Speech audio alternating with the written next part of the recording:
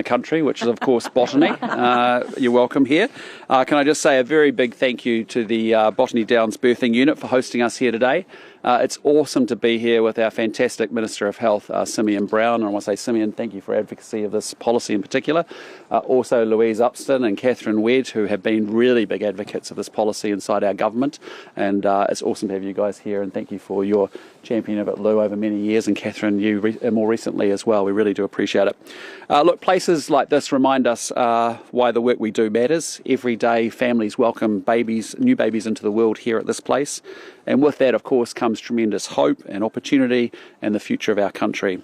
And I want every baby born here and in every hospital and every maternity unit across New Zealand to have the very, very best possible start to life, supported by loving families and skilled healthcare professionals. I want them to grow up in a country with world-class schools, safe communities, and a strong economy that provides opportunities, that rewards hard work and supports those who need it most. And that depends on a government that is focused on fixing the basics and building the future. Yesterday, as you know, we delivered a budget that's focused on securing New Zealand's future. And as we steer New Zealand through a volatile and uncertain global environment, we are making very careful choices to ensure that we can continue to invest in the frontline services and infrastructure that Kiwis rely upon, while keeping taxes low and rebuilding our financial buffers to make our country even more resilient. Because of that, babies born today will grow up in a country that will be stronger, more affordable and full of opportunity. Despite global uncertainty, the economy is forecast to strengthen with a return to surplus in 28-29, lower borrowing than previously forecast, and steady growth coming over the 4 years ahead of us. Wages are set to grow faster than prices for the next 4 years, and that is actually the key for people to make life more affordable for Kiwis. The more we can widen the gap between wage and price growth, the greater the choices for Kiwis about what to do with their hard-earned money. And because of our focus on strong economic management, we've been able to continue making meaningful investment in frontline services. And today, I'm very excited to talk about one of them. Budget 26 delivers $34.4 million to strengthen maternity services and to provide more support for mothers and babies in those crucial first days after birth. This investment will expand capacity, it'll strengthen infrastructure and support the workforce needed to deliver longer stays safely and sustainably. It also reflects a key commitment in the National New Zealand First Coalition Agreement to ensure that new mothers can access a 3-day postnatal stay. I know this amount will mean a lot to many people, including Louise and Catherine, whose members' bill helped drive this change. It's great to have them both here with us today, and with that, I'll pass off to Simeon to say a bit more about the policy. Thank you. Well, thank you, Prime Minister, and it's wonderful to be here and wonderful to be back at the Botany Downs Birthing Unit, a place that means so much to my family. One of my daughters was born here, and after the birth of our other 3 children, my wife Rebecca, who's here, with our 2 boys, Thomas and Peter, were all cared for here too. And like so many parents, we know firsthand how important those first days are. Yeah. They're important for bonding, recovery, and building confidence as new parents, and for the long-term health and well-being of both mother and baby. But we also know that when maternity services are under pressure, some mothers can feel rushed home before they're ready. Yeah. This $34.4 million investment will increase maternity bed capacity and support the workforce needed to safely deliver longer postnatal stays, because we want mothers and babies to have more time, care and support in those crucial days after birth. Importantly, this investment supports implementation of the 3-day postnatal stay amendment bill currently before Parliament, which will establish a legal entitlement for mothers to access a minimum 3-day postnatal stay following childbirth. And I just want to acknowledge Louise Upston and Catherine Wedge, who have both been proponents of that legislation, which has now been adopted as a members' bill as part of our coalition agreement with New Zealand First. To make that possible, we're focused on ensuring maternity services are properly supported and resourced, and the funding will be rolled out in stages over 3 years, allowing time to grow both the workforce and bed capacity, with Health New Zealand beginning by making use of existing capacity, but also working closely with maternity providers to meet local community needs. Today's announcement is about ensuring every mother and her baby receives the care and support they need and deserve right from the start. We're focused on building the future, and there is no more important investment than supporting mothers and giving their babies the best possible start from day one. Thank you very much.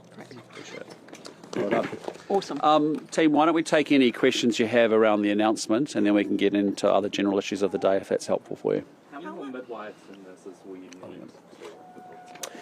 So the Health New Zealand will, under the law, be required to put together an implementation plan, and that will be over a 3-year period. And so it will require increased midwives, healthcare assistants, nurses, and other staff as well. Importantly, they will be looking at district by district what that capacity is currently, and what that's needed to be to grow in order to meet that need. Also, we're looking at how do we work with community providers. So where Health New Zealand has its capacity, building that capacity, where there is a need for additional capacity, also working with community providers to also provide amazing maternity care in New Zealand as well. Is this going to put more pressure on the health system? No, this funding is designed to increase capacity, so increase the amount of staffing. So working with our workforce is going to be critically important. It's going to happen over a 3-year period, so it's not happening overnight. The legislation will prioritise, in first instance, new mothers. By the end of the 3-year implementation, all mothers will be eligible for the right of a 3-day stay post-birth. And so working with our workforce is going to be really important to make sure this is successful, both for the workforce but importantly for mothers and their babies. Around what is the capacity now and how much are you expecting that to increase? So it differs from district to district, and so some districts, I'm advised by the Ministry of Health and Health New Zealand, have capacity, and so where there is capacity, those districts will be able to offer that 3-day stay sooner. There are some districts which are really stretched, and so that's where the focus is going to be on improving the capacity. So that implementation plan, which will be required under the law and have to be updated every year over the 3-year period, is going to be critically important to identify those gaps and then focus the resource so that by the end of 3 years, all mothers will be entitled to a minimum of 3 days stay post the birth of their loved ones. Which districts are most in need? Oh, look, there's a number of districts which have challenges, but I think particularly Wellington's under a lot of pressure in Wellington, so there's going to be some districts which are going to need significant investment. Other districts will require different levels of investment. That's why the implementation plan is really important, and that's why we're also doing it over a 3-year period. We're not doing this overnight. We understand the pressures on the workforce. We're cognizant of that, and we want to build the workforce over time to meet the needs of mothers and their babies. So is it the workforce or beds or both? Well, it would be a bit of both, and so where there is a need for extra space, looking to work with community providers in particular to grow that capacity. The workforce is the key, though. We need to make sure we've got the workforce in order to be able to provide the care. And does that mean paying them better? Yeah, look, we've just gone through a big period of doing some big workforce settlements across the health system. I think we've done agreements with midwives, nurses. We've just done the senior doctors. The vast majority of Health New Zealand employees have just been through pay negotiations and have had pay increases. And we'll continue to, as those contracts come up, look at what those are. But if you look at a nurse in New Zealand, and their pay compared to a nurse in Australia and in New South Wales, those wages are now quite comparable. We've also seen a significant reduction in the attrition rate in the last few years since we came to government. So we are retaining our workforce much better than we were 3 years ago. We're paying them more, and we'll continue to focus on how we strengthen that workforce to deliver the care that New Zealanders need. Was there any consideration to making it broad for all mothers from the outset? Well, the priority, the agreement the Cabinet made was, in first instance, where the capacity exists, to prioritise first new mothers. And I can ask Catherine and Louise to speak to that in particular. That was the decision, in order to say, for a new mother, we really want to make sure that that support is there for new mothers as they have their first child. But by the end of 3 years, all mothers will be eligible. And of course, where there is a clinical need, so where a mother requires that care is provided by our health system. But I might ask Louise just to speak further to that. Yeah, and I think when we first proposed this policy and started drafting the members' bill, people were saying, well, shouldn't it only ever just be for first-time mums? But what was really clear, the voice of mothers from all over New Zealand said, no, actually, sometimes second, third or fourth, it's really important. So it's really important to get it right, and you can't do it without a great workforce, and so the phasing of this is a really good solution. So would you consider bringing it forward sooner if you find you can actually meet that capacity? Yeah, so ultimately the implementation plan is really important to do this. We want to work with our workforce to make sure this is implemented well, but the legislation will soon go through Parliament, and as I said, by the end of 3 years, all mothers will be eligible for a 3-day stay post giving birth to their little ones. Are there any regions that don't have specific facilities like this? You know, there's a lot of small towns and communities. You know, mothers might have to drive a couple of hours to get to a main centre. Yeah, so that's where the implementation plan will look at what's required, and part of the focus we've said to Health New Zealand will be to work with community providers. So it might be a community trust, might be an iwi Māori provider, who may be wanting to set something up in a small town. So actually going region by region and having local solutions is what's going to deliver these services. It's not a one-size-fits-all solution across the country. So I'm really excited about the different models of care that are going to come through. But at the end of the day, after the passage of the bill, and 3 years later, all mothers will be entitled to 3-day stay post-giving birth to their little ones. How have you costed this if you don't have firm numbers on how much extra capacity is actually? So there's modelling which has been done, looking at how many births, how many mothers give birth each year, how many nights they stay in our maternity services, and what that would look like if they all had the right of three nights to be able to post giving birth. So there's been modelling. The specifics, though, is where the implementation plan and obviously Cabinet will be keeping close oversight of that. Does it mean more birthing units will be built, or is it going to be more crammed into the existing? It'll be likely there'll be more community providers providing birthing services and post-birthing services like this here in Botany. So I think around 1,000 babies and their mothers spend time here. Just like my wife, one of our children was born here, the other 3 were born at Middlemore, but all of them spent time here after they were born. And so facilities like this across the country provide amazing care, and it's likely where there is a need, we'll be looking to contract and work with community providers who are able to set up new facilities. And there is a range of community trusts. Also, I imagine iwi and Māori providers will be really excited to play their part as well. Then how confident are you that you'll have the beds and the nurses for that immediate demand that you're talking about for the first-time mums? So as I said, where there is capacity, so those districts where there is capacity, they will be the first to be entitled.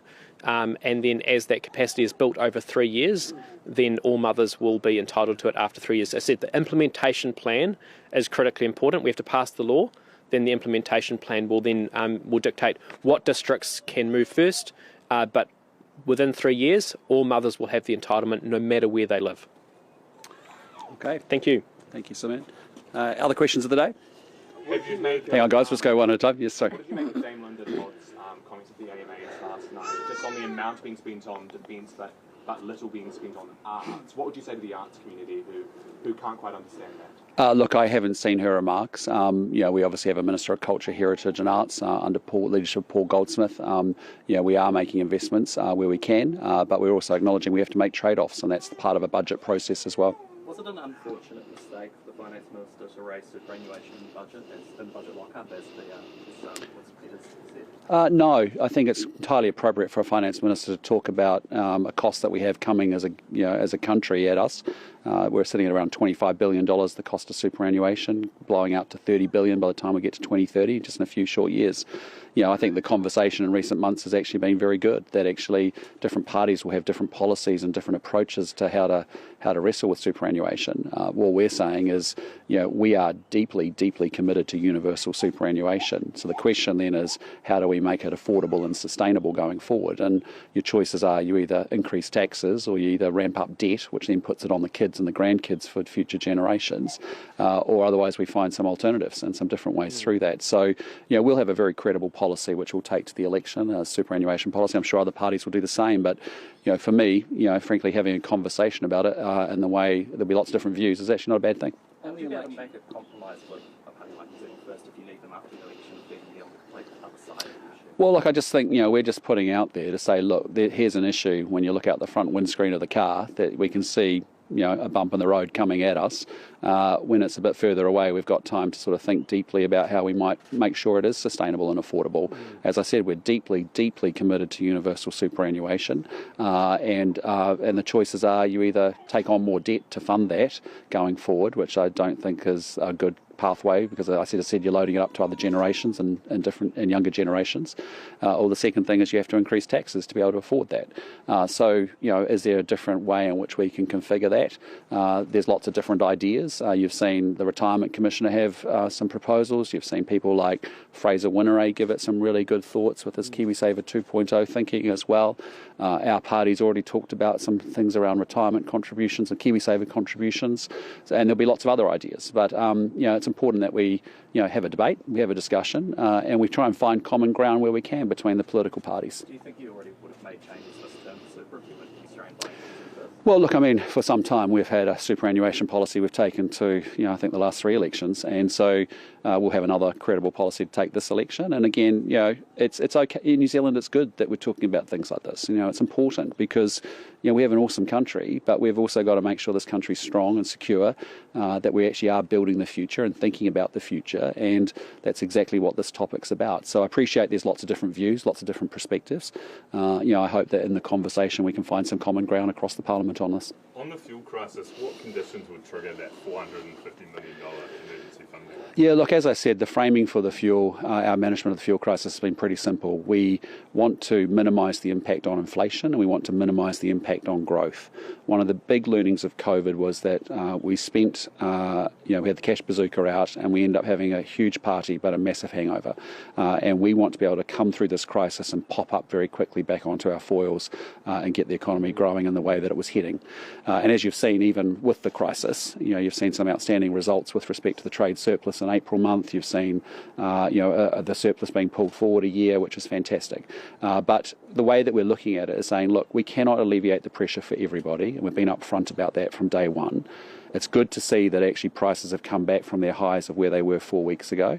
But what we've got to do is we think about that money that we've put aside, is that where we can get temporary, timely, targeted support, that's the criteria and the lens by which we'll assess opportunities to support people who we can. So what would it look like? What options would be on the table? I'm not going to go into the options. As I said, we've put the money as a contingency aside. It's really contingent upon how long the crisis actually lasts. And, any given day you wake up thinking there's going to be a settlement and a negotiation between the US and Iran, and then it looks like it's a long way away.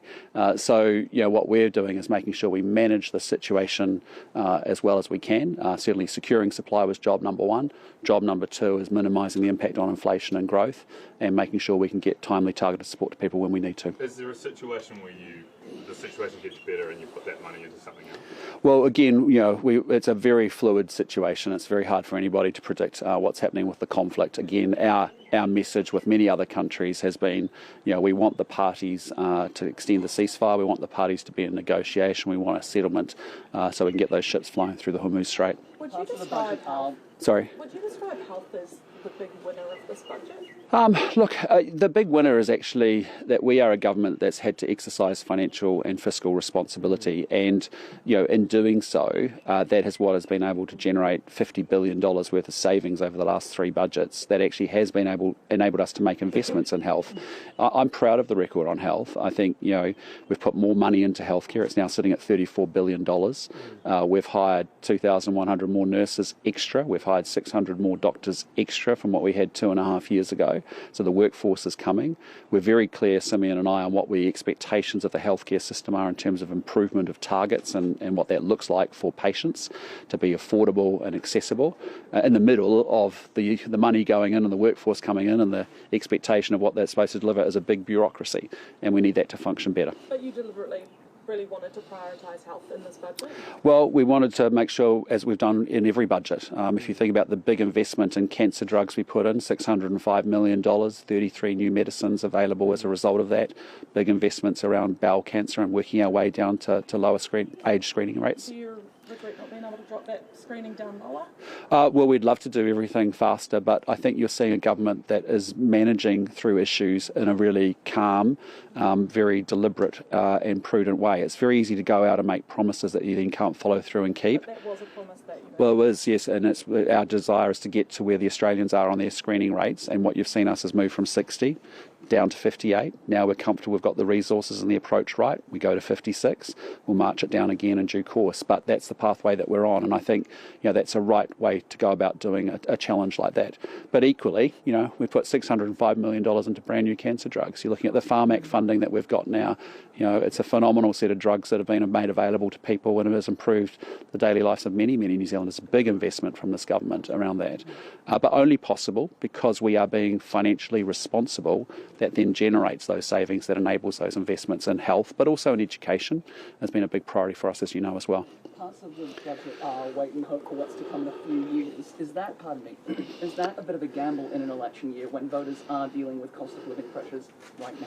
I think New Zealanders understand, when we're generating through our financial management an economy that will grow at 2.7% over the next 4 years. That is faster than the UK, Canada, EU, Japan, and Australia. In terms of what other countries are expecting growth to be. When you see an economy that's going to generate 220,000 new jobs, and the most important thing to help with the cost of living is to have wages going up higher than prices. That's the difference, and that's what I was talking to in my opening remarks, and that's really what this government can do the best in order to help people through the cost of living challenges they're experiencing. So how do you think voters will receive yesterday's budget? Well, I think voters actually see that we're actually a responsible adult government, that actually we are doing the right thing for New Zealand for the medium and the long term. We actually are fixing the basics that were broken by Labor, and we're also building the future. And you can see that very clearly with the investments that we're making in the areas of health, education, law and order, and other areas as well. Just a question for you, Simeon, as campaign chair. Does it make it any more difficult in the lead up to the election to have longer term plans but no short term relief? No, it's an excellent budget, and I tell you what's resonating with New Zealanders right now is that we are bringing the books back into surplus a year earlier. That is resonating with people up and down our country, and I can tell you our plan is costed, our plan is deliverable. Labor's plan, they haven't even costed, they haven't got a way to fund, and the only thing that we'll get is more taxes, more borrowing and more wasteful spending if New Zealand goes back to Labor. So it's a very clear choice on November the 7th.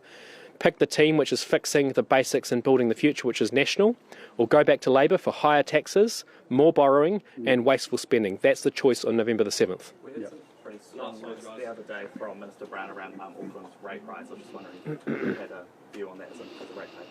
Yeah, look, we want all councils across the country exercising massive amounts of restraint. I don't think when there's vacant jobs that they don't need to be filled. When there's actually consultants involved, they don't need to be employed.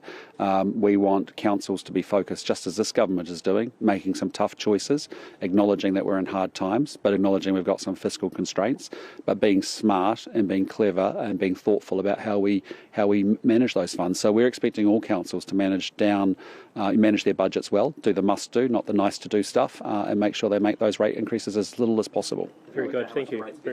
Sorry? Have you worked out how much your rate? Well, I think we've seen 7.9% is the number that the council settled on. There was obviously a proposal for 5.9%. We want councils to do the minimum rate increases. That's why we're putting rate caps in for 2 to 4%. Okay, team, thanks so much. Appreciate it. Have a good day.